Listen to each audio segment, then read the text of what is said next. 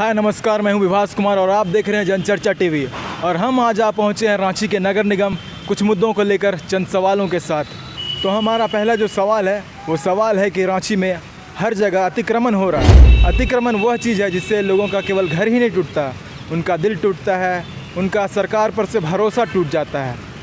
तो उन लोगों के रेगुलराइजेशन को लेकर के सरकार क्या कदम उठा रही है, नगर निगम क्या कदम उठा रहे हैं, ये हम बात करेंगे। और जो हमारा दूसरा सवाल है वो सवाल है कि बरसात के महीने में सड़कों पर जगह जगह पर पानियाँ जम जाती है, नालियों का पानी जम जाता है और इसका क्या निराकरण किया जा रहा है नगर निगम के द्वारा, हम इस पर भी सवाल करेंगे। चूँकि हमने यह मुद्दा उठाया था कि बीजेपी से होकर के अरगोड़ा को जाने वाला जो रास्ता है वहाँ पर भी पानी बहुत जम गया था और नगर निगम के द्वारा इस पर क्या किया जा रहा है। और हमारा तीसरा सवाल होगा बरियातू से होकर के किशनपुर जाने वाला रास्ता। जी हाँ, जो मेडिका के ठीक अपोजिट होकर किशनपुर को जाता है वो रास्ता, जहाँ पर सरकार के द्वारा, नगर निगम के द्वारा दोनों हिस्सों में दोनों तरफ सड़क तो बना दिया गया है, जो बेहद ही खुशी की बात है। लेकिन 1 किलोमीटर का जो रास्ता है उस पर सड़क नहीं बना है, जिससे लोगों का आवागमन में बहुत ही परेशानियों का सामना करना पड़ता है। कीचड़ बन जाता है वो रास्ता, वहाँ से 4 चक्का तो क्या, 2 चक्का तो क्या, 1 चक्का तक पार होना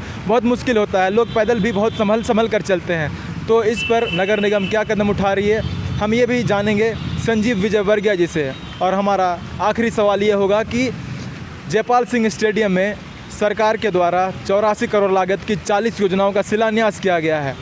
ये जो योजनाएँ हैं इनको धरातल पर उतरने में कितना वक्त लगेगा, आइए हम सारे सवालों को लेकर चलते हैं संजीव विजयवर्गीय से और जानने की कोशिश करते हैं कि उनका क्या कहना है। देखिए, नगर निगम कोर्ट ने जो संज्ञान लिया था उस बेसिस पर कुछ लोगों के ऊपर कार्रवाई करते हुए अवैध भवनों को तोड़ने का आदेश 15 दिनों का समय देके दिया।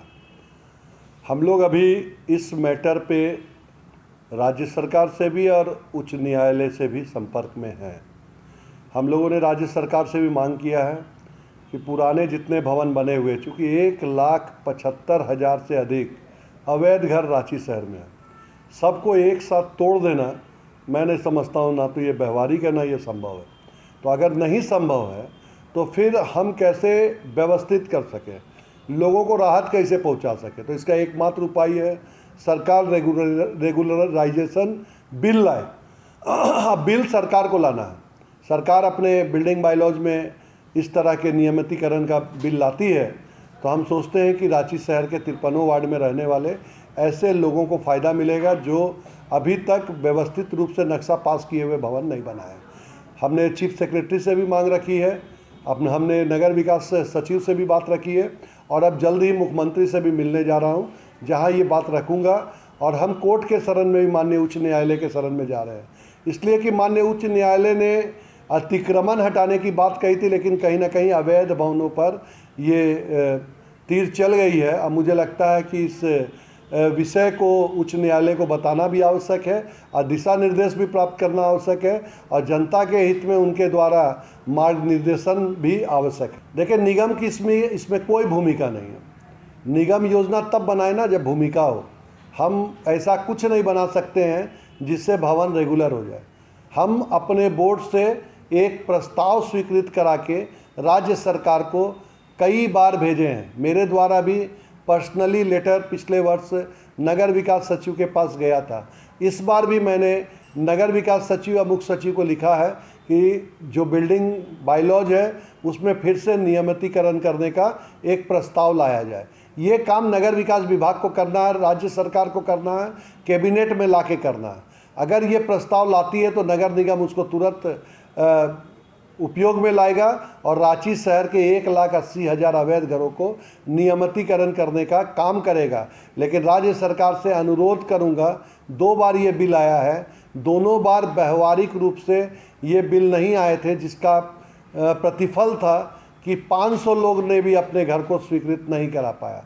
तो ऐसा कोई बिल ना आए जिससे आम लोगों को फ़ायदा नहीं हो, वैसा कोई ऐसा पेच ना लग जाए कि केवल वो फाइलों में घूमता रह जाए, लोग घूमते रह जाए लेकिन उनका नक्शा ना पास हो। इसलिए सरकार को चाहिए बिल्कुल व्यवहारिक दृष्टिकोण से जो जैसा जहां बना हुआ है वैसे घरों को स्वीकृत किया जाए और आगे कोई इस तरह का अवैध निर्माण नहीं हो। इसके लिए जिला प्रशासन और रांची नगर निगम के पदाधिकारियों को अकाउंटेबिलिटी के साथ दिया जाए, अतिक्रमण ना हो, इसके लिए जिला प्रशासन थाना से मिलकर इसको रोकने का काम करे। अगर ये सब चीज़ें नहीं होंगी तो हमेशा इस तरह की बातें होते रहेंगी, निदान नहीं निकलेगा।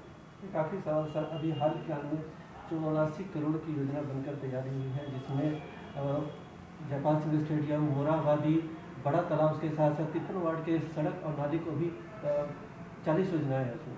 तो क्या ये कब तक घराट पर आने आ सकती है? देखिए, जो योजनाएं आई हैं उसका शिलान्यास हो गया है।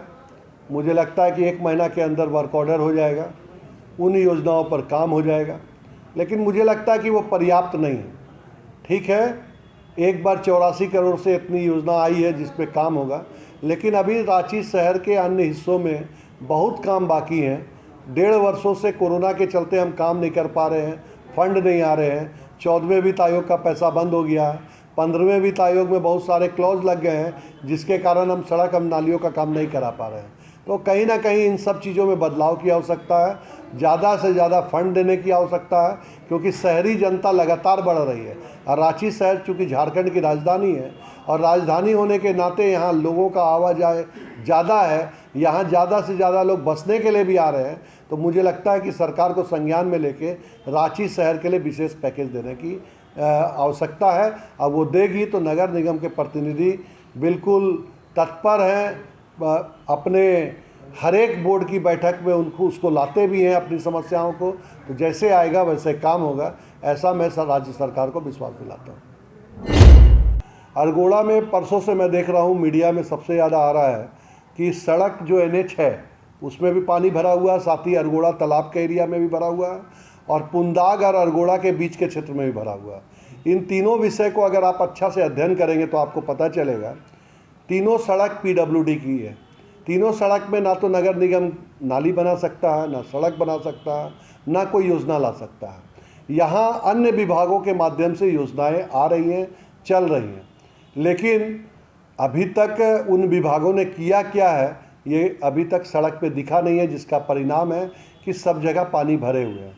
कुछ घरों में 2-3 दिनों से मैं देख रहा हूँ कि कोई मल्टी स्टोरी बिल्डिंग बनी हुई है, उसके पार्किंग में पानी भरे हुए हैं।